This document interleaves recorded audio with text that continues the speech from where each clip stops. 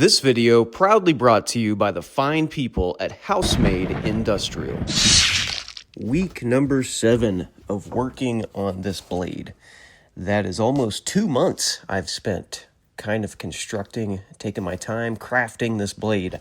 And I've really enjoyed it so far. Really kind of slowed down and just taken my time on each individual step when I would normally kind of rush through it. So here we are, the final installment of this knife, and I am starting this off by hand sanding. You can see here I'm cutting out a stick and grinding it to match the radius of the wheel that I use to hollow grind. And I'm doing that because we need to be able to hand sand down into this hollow grind. And you can't really do that with a flat stick. So you can see here, after I have created this stick, we now have one that will reach into the hollow grind. So I just start like I would on any blade and start with about 120 grit and work my way up alternating directions until we get this thing looking pretty good.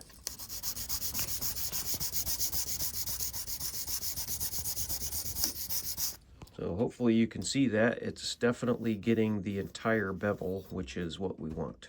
So after hand sanding, we're looking pretty decent. There's still a few scratches up here that are pretty deep. So what I'm gonna do is I'm gonna go back to the belt, and that is just gonna speed up this process. Instead of spending way too much time trying to dig this back down and get rid of those scratches, don't be afraid to move back to the belt if you need to. Here's another one over here in this corner. You can see it's just a spot that the edge of the belt dug in really deep, and I just wasn't able to hand sand it out. So we're gonna focus on these two areas on the belt, and then we'll go back to finishing them off with the hand sanding. When I do this, I like to just run the belt super duper slow. I've got a 400 grit belt on here at the moment, and that is just gonna make sure that I'm not, really wrecking the metal up.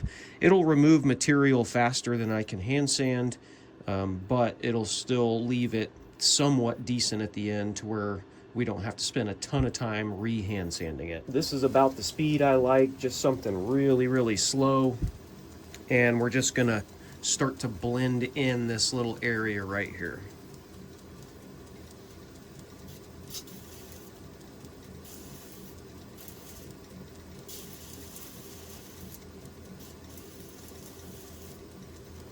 We're really just going for this one deep scratch right here. So we're just kind of blending this in, and then we'll continue to run a little bit further past this one scratch to try to get it out. You can see I am just barely pushing on the belt. Hopefully that quick tip helps you guys out, because that literally just took a second to do, and that would have taken me 30 to 40 minutes to remove that by hand sanding.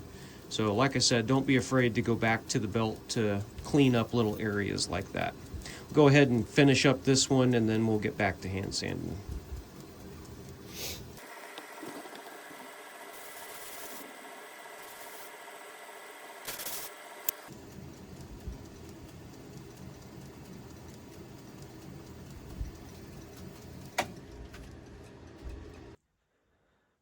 All right, so we have spent the better part of an entire day hand sanding this dude, and it is not completely hand sanded yet, but we have made some really good progress. It is looking fantastic. So now we're ready to address the next item, and that is going to be the guard. I put some more thought into this. I don't think I'm going to be etching it or engraving it, but what I do want to do is bend it. And these two areas here, I think, will look a little bit better if they're slightly bent. So that's what we're going to do. We're going to go fire up the forge, get them bent ever so slightly, and I think it's going to help with the overall look. If you remember when I created this, I made this quillion a little bit longer than I did the top one because originally I was going to bend it. Now that we've added the spacer and we have enough room in here, I think by bending this piece in just a little bit, it'll kind of help complete that look of the circle down here. And then we'll take the top one and we'll just ever so slightly bend it forward. Let's go ahead and fire up the forge and we'll try to get this done. So I actually decided not to stick this thing in the forge, and really for a couple of reasons. Number one is I don't think it was really necessary. The MAP gas torch here is plenty of heat to bend the ends of this thing over. And number two, I just didn't want to introduce a bunch of forge scale back onto this thing. It's already shaped out pretty good, and I spent the time smoothing the surface out. You can see here it's bent slightly, and that's exactly what we were going for. Once we have that done, we're moving to the handle, and I am going to start shaping the handle to match the shape of the guard. I'm really glad that I chose to do the torch to bend it, because during that process, I came up with a really cool idea for the finish on the actual guard. So what I'm doing here is just trying to match up the handle to the guard so that I can finish it before I glue it up. Okay, so after a little bit of back and forth, I think what I've decided to do is go ahead and super glue this piece to the handle. And that way we can shape the transition in between the two and get that all lined up so that we can then go back, heat up the guard, knock the super glue off, and then go and finish this and get it good.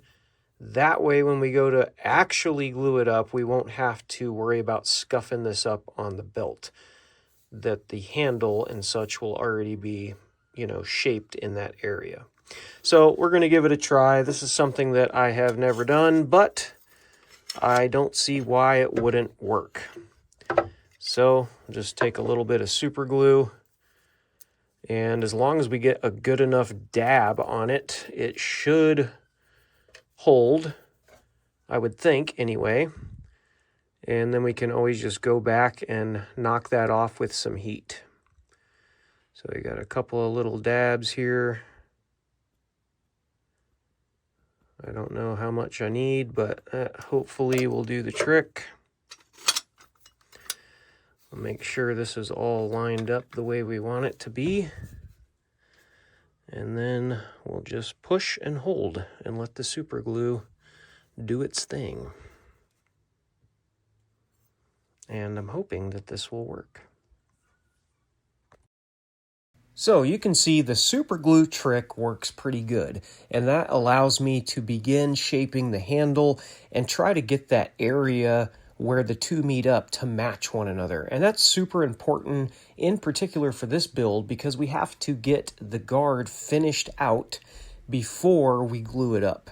And the only way to do that is to put them both together and sculpt it and then be able to take those two pieces apart. The last couple of clips was a time lapse of working on this handle a little bit. Honestly, I looked at the date. It is February 16th and thought, crap, I've got 12 more days to finish this thing.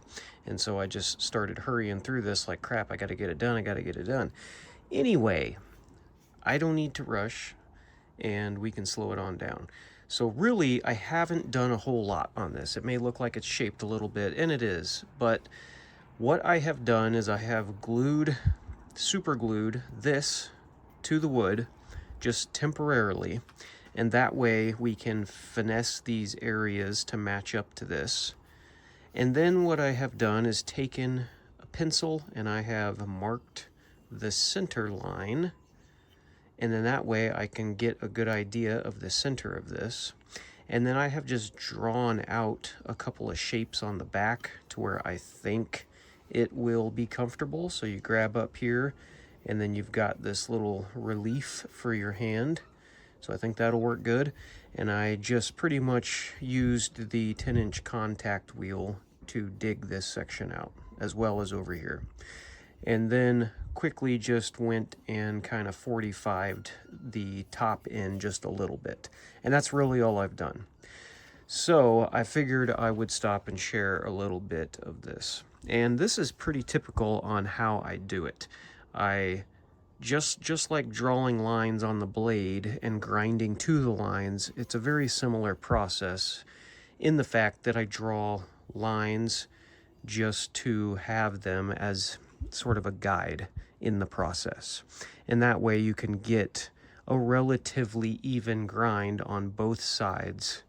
And really the best way to do it is to draw out your profile in this dimension like you would on a piece of paper and get that cut out right, and then move to the top down section and draw that how you want. Now I still have a lot to take off here, but my point being is that I normally will start this way and then this way, and then what's left is the rough shape, and really all that's left after that is thinning things out in certain spots and getting rid of all the hard edges. So anyway, that's kind of what I'm doing. I have moved outside because this is incredibly dusty in there, and we're just going to continue to work on this. Probably going to go ahead and start getting rid of these hard lines and start to round some of that over. And then once we get the back of this looking good, we'll continue up here on the front.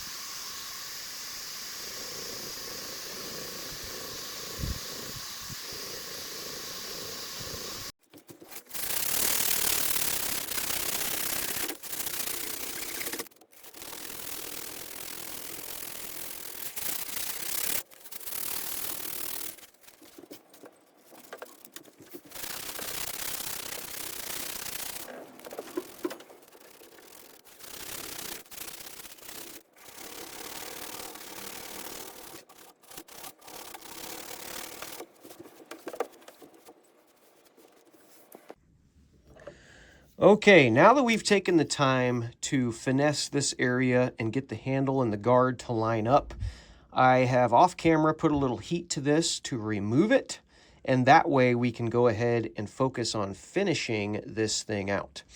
During the process of this, the heat traveled into the handle a little bit. It knocked off the black spacer, which isn't the end of the world. We'll be able to fix that. It also kind of started to peel this one away just a little bit, but I have a solution for this. We could wait till we epoxy everything back up, and I thought about that, but this will give me a chance to try this out. This is something I got for Christmas. This is Star Bond Super Glue, and it is a professional package here.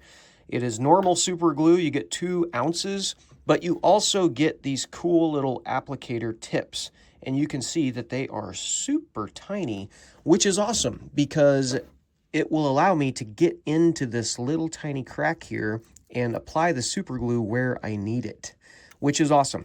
I'm going to link this product in the description. If you're interested in getting this particular item, go check it out. It's really cool. It comes with a bunch of applicator tips.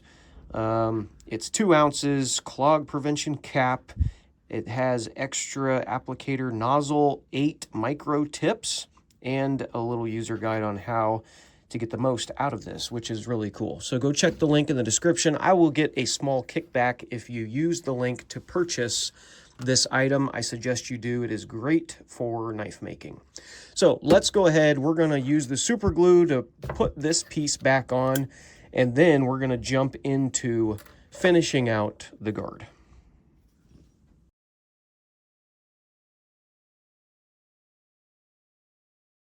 Having that little tiny applicator tip really did make this quick and easy. I was able to put just a little bit exactly where I needed it.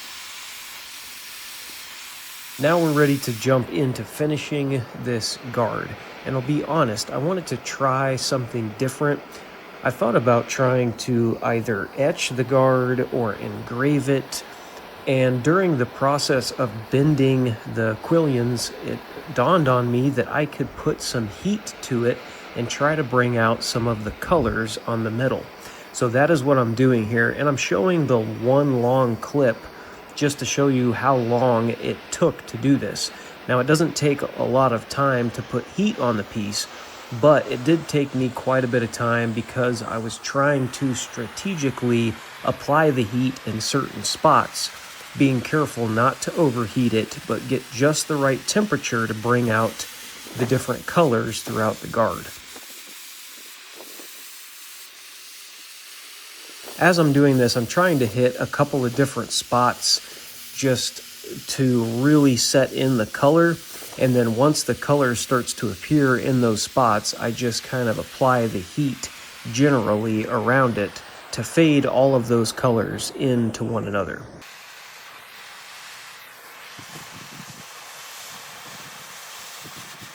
This took quite a bit of time, but at the end of the day, I'm really glad I chose to do this. This is something that I thought would be really cool if I could pull it off and do it right. And with a little bit of time and finesse work, I think I got this looking how I wanted.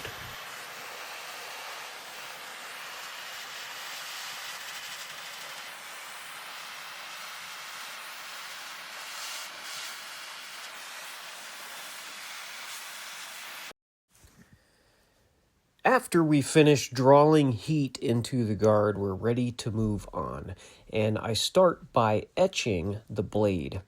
I was really pleasantly surprised with how it turned out. It is absolutely incredible. Once I get the blade etched and the guard finished, I am ready to throw all these pieces together. You can see here I'm using some tape to protect the pieces from getting epoxy on them, and that way cleaning this thing up won't be such a chore. Once that's finished, I pretty much buff the handle, get it looking good, and then go over to the 1x30 to sharpen this dude. And this was kind of a chore, to be honest. It is a dagger style blade, and I really had to take my time and do it right. And I ended up sharpening both the bottom bevel and the top bevel.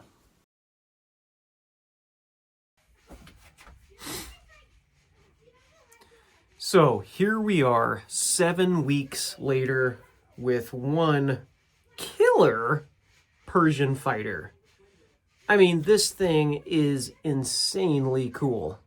It has a lot going on for it. First and foremost, the Damascus pattern is insane. It's really hard to see in here. You can kind of see it, especially in the sunlight. It has like this shimmering gradients quality to it.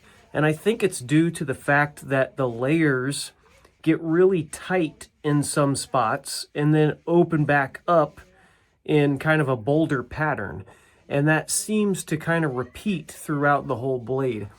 I didn't really do that on purpose. I just think that that's kind of what happened from, the way that I forged it in the press, where some spots got squished a little deeper than others. But it is really something that's cool, especially in the sunlight. You kind of go back and forth and you just see this shimmer, so to speak, throughout the whole blade, which is just really cool. This is also the first time I have put more than 70 layers in a Damascus blade, so that could potentially be why it's doing it too. I don't really know. This is roughly 90 layers, and I think that that may contribute somewhat to the shimmering quality of the blade. A couple other things that I really, really like about this is the guard. So earlier you saw me take a blowtorch to it to heat up the guard and bring out some different colors, like the blues and the purples. And I thought that that was just going to look really cool with the handle having some blue color to it.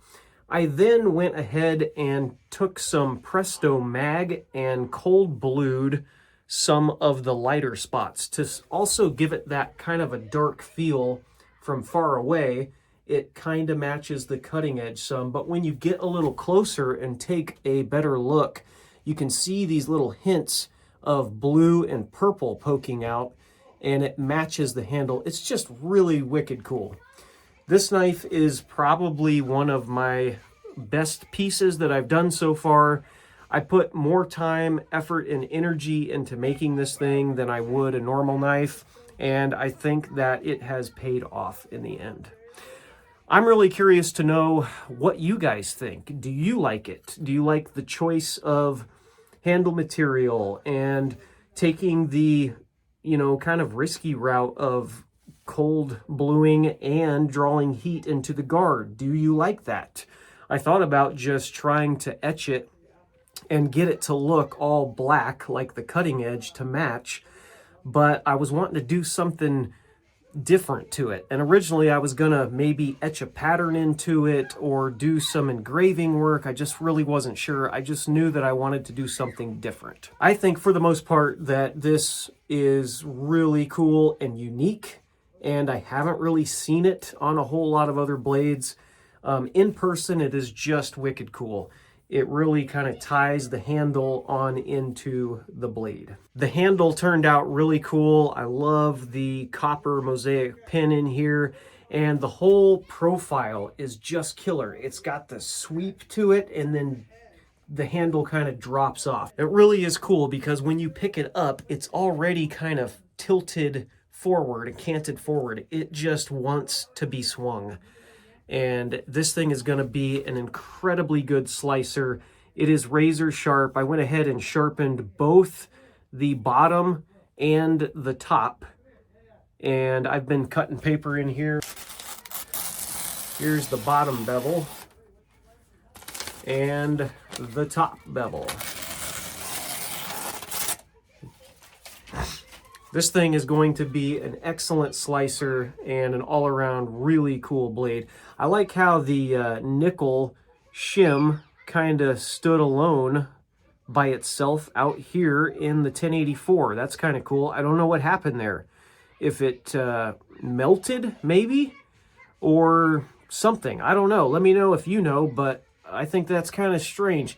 If you remember when we were grinding bevels in the last episode, we saw this nickel shim do some really weird stuff. It kind of fizzled out and kind of had a few spots that were really sporadic. So that was kind of concerning while I was grinding it. I wasn't sure how it was going to turn out, but I think overall it is really cool. This is a blade that I could just look at and stare at forever and find new and cool things about it. I really, really dig this. Let me know what you guys think. Do you like it? Is there something that you would have done different? And if so, what would it be? Let me know in the comments. I'm always interested to see what you guys think.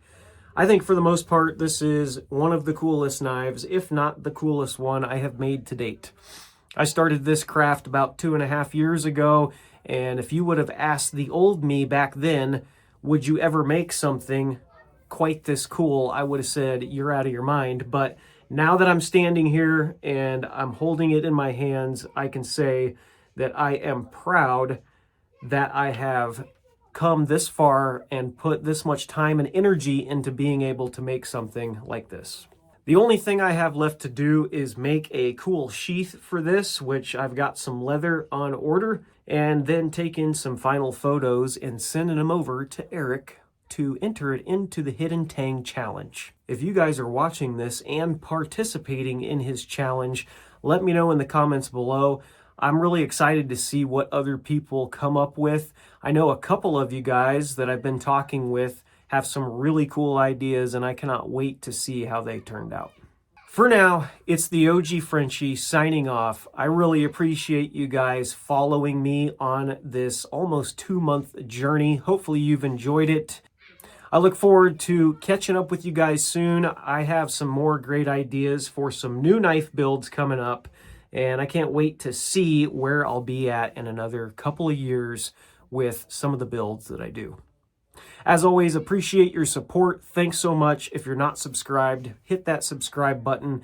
Appreciate you guys watching, and I'll catch you in the next one. Peace.